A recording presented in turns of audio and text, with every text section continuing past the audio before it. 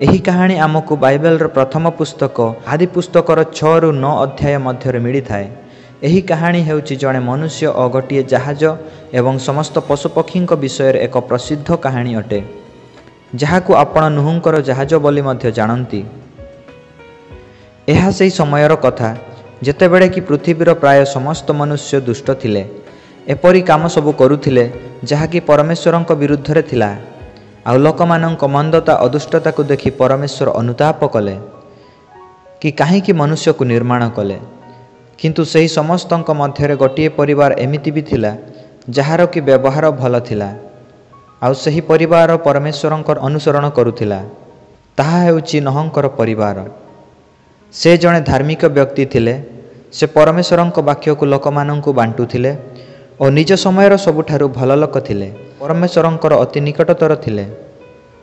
ଯେତେବେଳେ ନୋହଙ୍କର 500 ବର୍ଷ ହେଲା, ସେତେବେଳେ ତାଙ୍କର 3ଟି ପୁତ୍ର ଥିଲେ, ଶେମ, ହାମ ଓ ଜେଫତ।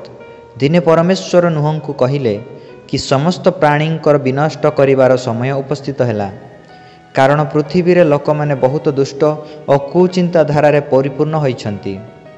ସେଥିପାଇଁ ମୁଁ ସେମାନଙ୍କୁ ପୃଥିବୀ ମଧ୍ୟରୁ ନଷ୍ଟ କରିଦେବି।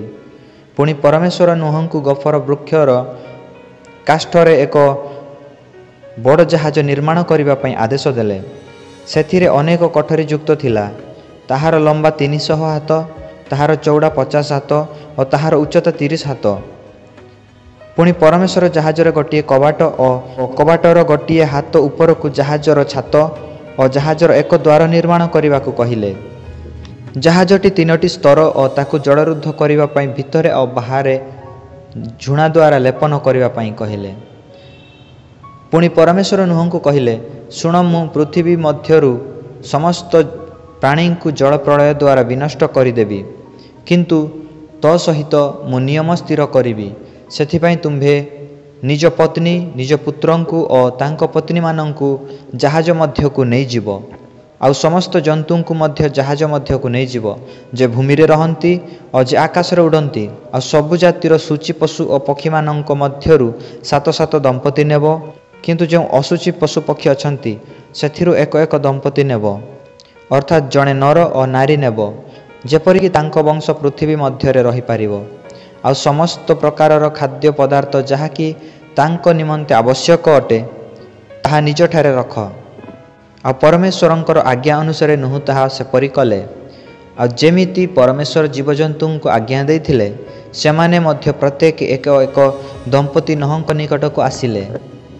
ଶେଷରେ ଜାହାଜର ନିର୍ମାଣ ସମାପ୍ତ ହେଲା।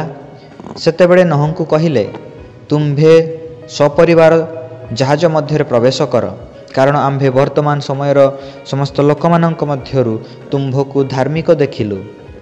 ନୋହ ଏବଂ ତାଙ୍କର ପରିବାର ଜାହାଜରେ ପ୍ରବେଶ କଲେ, ଆଉ ପରମେଶ୍ୱର ତାଙ୍କୁ ଭିତର ପଟୁ ଜାହାଜକୁ ବନ୍ଦ କରିଦେଲେ, ଯାହାଦ୍ୱାରା କି ବନ୍ୟାରୁ ସୁରକ୍ଷା ପାଇପାରିବେ। ତାପରେ ଯେମିତି ପରମେଶ୍ୱର କହିଥିଲେ ସେହିପରି ହିଁ ଘଟିଲା। 7 ଦିନ ପରେ ବର୍ଷା ଆରମ୍ଭ ହେଲା। ପରମେଶ୍ୱର ଯାହା କରିବାକୁ ଯାଉଥିଲେ ତାହା ହିଁ ସେ କଲେ।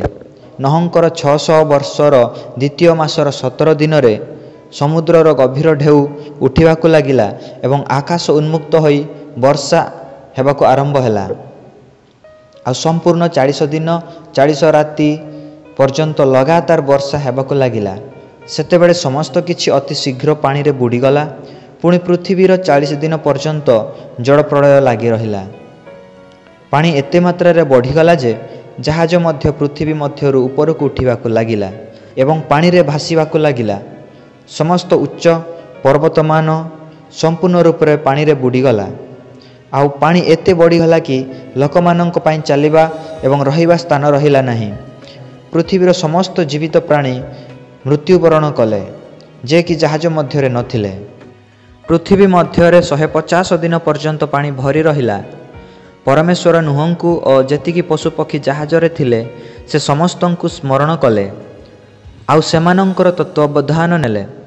ପରମେଶ୍ୱର ପାଣିକୁ ଶୁଖାଇବା ପାଇଁ ପବନ ବହାଇଲେ, ଆଉ ପାଣି ପୃଥିବୀରୁ ଧୀରେ ଧୀରେ କମିବାକୁ ଲାଗିଲା ଏବଂ ସମୁଦ୍ରର ସ୍ରୋତ ଓ ଆକାଶର ମେଘ ଗର୍ଜନ ବନ୍ଦ ହେଲା। ପୁଣି 7ମ ଦିନର 17 ଦିନରେ ଜାହାଜଟି ଆରାରାତ ନାମକ ପର୍ବତ ଉପରେ ଯାଇ ଅଟକିଗଲା। ଆଉ 10 ମାସ ପର୍ଯ୍ୟନ୍ତ ଜଳ ଜମିବାକୁ ଲାଗିଲା। ଧୀରେ ଧୀରେ ପାହାଡ଼ର ସ୍ତମ୍ଭମାନ ଦେଖାଗଲା। 40 ଦିନ ପରେ ନୋହ ଝରକା ଖୋଲି ଏକ କାଉକୁ ଉଡ଼ାଇ ଦେଲେ। ଯେହେତୁ ପୃଥିବୀରୁ ପାଣି ଶୁଖିନଥିବାରୁ କାଉଟି ଏପଟେ ସେପଟେ କେବଳ ଉଡ଼ିବାକୁ ଲାଗିଲା। ପୁଣି ସେ ଗୋଟିଏ କପୋତକୁ ଉଡ଼ାଇ ଦେଲେ, କିନ୍ତୁ ତାଙ୍କୁ ନିଜ ପାଦ ରଖିବା ପାଇଁ ଜାଗା ମିଳିଲା ନାହିଁ, କାରଣ ଏପର୍ଯ୍ୟନ୍ତ ପୃଥିବୀର ଅଧିକାଂଶ ଅଂଶରେ ପାଣି ଭରି ରହିଥିଲା। ଆଉ ସେ ଜାହାଜକୁ ଫେରି ଆସିଲା। ନୋହ ହାତ ବଢ଼ାଇ ଜାହାଜ ମଧ୍ୟକୁ ନେଲେ। ପୁଣି ନୋହ 7 ଦିନ ଅପେକ୍ଷା କଲା ପରେ ସେହି କପୋତକୁ ପୁଣି ଥରେ ଉଡ଼ାଇ ଦେଲେ। ଏଥର ସେ ସନ୍ଧ୍ୟାବେଳକୁ ଜିତ ବୃକ୍ଷର କହଣ ପତ୍ର ସହିତ ଫେରି ଆସିଲା। ଏହାର ଅର୍ଥ ହେଉଛି ପାଣି କିଛି ମାତ୍ରାରେ ତଳକୁ ଖସିଗଲାଣି। ଆଉ ସେ ଆଉ ଗୋଟିଏ ସପ୍ତାହ ଅପେକ୍ଷା କଲା ପରେ ସେହି କପୋତକୁ ପୁଣି ଥରେ ଉଡ଼ାଇ ଦେଲେ। ଏଇଥରକ କିନ୍ତୁ ସେ ଫେରି ଆସିଲା ନାହିଁ। ତେବେ ଯେପରି ବାଇବଲରେ ନୋହ ଓ ତାଙ୍କ ପରିବାର ଏବଂ ଜୀବଜନ୍ତୁଙ୍କ ବିଷୟରେ ବର୍ଣ୍ଣନା କରାଯାଇଛି, ସେଥିରୁ ଏହା ଜଣାପଡ଼ୁଛି ଯେ ଏହା ପ୍ରାୟ ଗୋଟିଏ ବର୍ଷ ଅର୍ଥାତ୍ 360 ଦିନ ପାଇଁ ନୋହ ନିଜ ପରିବାର ଓ ସବୁ ଜନ୍ତୁଙ୍କ ସହ ଜାହାଜରେ ଥିଲେ। ଯେତେବେଳେ ପାଣି ସମ୍ପୂର୍ଣ୍ଣ ଶୁଖିଗଲା, ପରମେଶ୍ୱର ନୋହଙ୍କୁ କହିଲେ କି ଏବେ ସମସ୍ତେ ଜାହାଜରୁ ବାହାରି ଆସ। ତେବେ ପରମେଶ୍ୱର ସେହି ଜଳପ୍ରଳୟ ସମୟରେ ନୋହଙ୍କୁ ସୁରକ୍ଷିତ ରଖିଥିବାରୁ ପରମେଶ୍ୱରଙ୍କୁ ଧନ୍ୟବାଦ ଦେବା ପାଇଁ ଇଚ୍ଛା କଲେ। ସେଥିପାଇଁ ବେଦୀ ନିର୍ମାଣ କଲେ। ପୁଣି ସବୁ ପ୍ରକାରର ସୂଚୀ ପଶୁ ପକ୍ଷୀ ମଧ୍ୟରୁ କେତେକଙ୍କୁ ନେଇ ବେଦୀ ଉପରେ ହୋମବଳି ଉତ୍ସର୍ଗ କଲେ। ନୋହଙ୍କର ଏହି କାର୍ଯ୍ୟ ଦେଖି ପରମେଶ୍ୱର ନୋହଙ୍କୁ କହିଲେ, ଆଉ କେବେ ହେଁ ପୃଥିବୀକୁ ଅଭିଶାପ ଦେବେ ନାହିଁ। ଯଦ୍ୟପି ଲୋକମାନେ ବହୁତ ଦୁଷ୍ଟ ଅଟନ୍ତି, ତାପରେ ପରମେଶ୍ୱର ନୋହଙ୍କୁ ଏବଂ ତାଙ୍କ ପୁତ୍ରଙ୍କୁ ଆଶୀର୍ବାଦ ଦେଇ କହିଲେ, ଯାଅ ପ୍ରଜାବନ୍ତ ଓ ବହୁବଂଶ ହୋଇ ପୃଥିବୀକୁ ପରିପୂର୍ଣ୍ଣ କର। ପୃଥିବୀର ସମସ୍ତ ପଶୁପକ୍ଷୀ ଓ ଭୂମିର ଚଳପ୍ରଚଳ କରୁଥିବା ଜନ୍ତୁ ଓ ସମୁଦ୍ରରେ ରହୁଥିବା ମତ୍ସ୍ୟମାନଙ୍କ ମଧ୍ୟରେ ତୁମ୍ଭର ଅଧିକାର ରହିବ, କିନ୍ତୁ କୌଣସି ଜୀବକୁ ରକ୍ତ ସହ ଖାଇବ ନାହିଁ। ପୁଣି ପରମେଶ୍ୱର ନୋହ ଆଉ ତାଙ୍କ ପୁତ୍ରଙ୍କୁ କହିଲେ, ତୁମ୍ଭ ସହ ଓ ତୁମ୍ଭ ପରେ ଯେଉଁ ବଂଶ ହେବ ଏବଂ ଯେଉଁ ଜୀବିତ ପ୍ରାଣୀ ଜାହାଜ ମଧ୍ୟରେ ଥିଲେ ସମସ୍ତଙ୍କ ସହ ନିୟମ ସ୍ଥିର କଲୁ, ଆଉ କେବେ ବି ସମସ୍ତ ଜୀବିତ ପ୍ରାଣୀଙ୍କୁ ପୃଥିବୀରୁ ସମ୍ପୂର୍ଣ୍ଣ ରୂପରେ ଜଳ ପ୍ରଳୟ ଦ୍ୱାରା ବିନଷ୍ଟ କରିବା ନାହିଁ। ଆଉ ଏହି ନିୟମ ମୁଁ ତୁମ୍ଭ ସହ ଓ ତୁମ୍ଭ ସମସ୍ତ ଜୀବିତ ପ୍ରାଣୀମାନଙ୍କ ସହ ଯୁଗ ଯୁଗର ବଂଶ ପାଇଁ ସ୍ଥିର କଲୁ। ଆଉ ତାର ଚିହ୍ନ ରୂପେ ଆକାଶରେ ଏକ ଇନ୍ଦ୍ରଧନୁକୁ ରଖିଲେ। ସେହି ଇନ୍ଦ୍ରଧନୁ ଆମକୁ ପରମେଶ୍ୱରଙ୍କ ପ୍ରତିଜ୍ଞାକୁ ମନେ ପକାଇ ଦିଏ।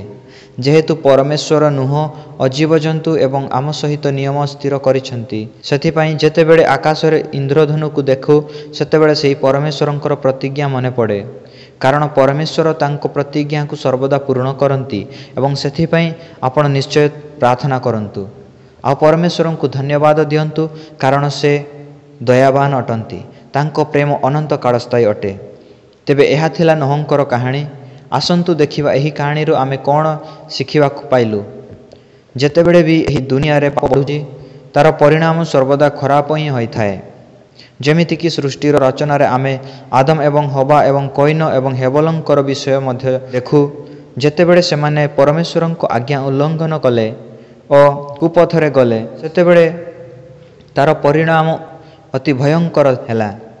ଏହାର ଅର୍ଥ ଖରାପ ରାସ୍ତା, ଖରାପ ବିଚାର ଏବଂ ଖରାପ କାମ ଏବଂ ଦୁଷ୍ଟ ବିଷୟ ଆମକୁ ସବୁବେଳେ ଖରାପ ପରିମାଣ ହିଁ ଦେଇଥାଏ। ଦ୍ୱିତୀୟରେ, ପରମେଶ୍ୱରଙ୍କ ଠାରେ ବିଶ୍ୱାସ ଦ୍ୱାରା ନୋହର ପରିବାର ଉଦ୍ଧାର ପାଇଲେ ଏବଂ ଜଳ ପ୍ରଳୟ ପରେ ମଧ୍ୟ ତାଙ୍କଠାରେ ବିଶ୍ୱାସ ରଖିଥିଲେ। ସେହିପରି ହିଁ ଆମ ଜୀବନରେ ଯେତେ ଦୁଃଖ କ୍ଲେଶ ଆସିଲେ ମଧ୍ୟ ପରମେଶ୍ୱରଙ୍କ ଠାରେ ବିଶ୍ୱାସ ରଖିବା ଉଚିତ, କାରଣ ସେ ଆମର ରକ୍ଷା କରନ୍ତି। ତୃତୀୟରେ, ଭଲ ଲୋକଙ୍କୁ ସେ ପ୍ରେମ କରନ୍ତି। ଯେପରି ସେ ନୋହ ଓ ତାର ବଂଶ ସହ ନିୟମ ସ୍ଥିର କଲେ, ସେହିପରି ଏହି ପ୍ରତିଜ୍ଞା ମଧ୍ୟ ପରମେଶ୍ୱର ସେହି ଲୋକମାନଙ୍କ ପାଇଁ କଲେ ଯେଉଁମାନେ ପରମେଶ୍ୱରଙ୍କର ଅନୁସରଣ କରନ୍ତି ଏବଂ ଧର୍ମାଚରଣ କରନ୍ତି ଏବଂ ପରମେଶ୍ୱରଙ୍କ ଠାରେ ବିଶ୍ୱାସ କରନ୍ତି ଏବଂ ପବିତ୍ର ଓ ସତ୍ୟରେ ଜୀବନଯାପନ କରନ୍ତି। ଆଉ ସେ ଏହିପରି ମନୁଷ୍ୟକୁ ପ୍ରେମ କରନ୍ତି ଓ ସବୁବେଳେ ତାର ରକ୍ଷା କରନ୍ତି।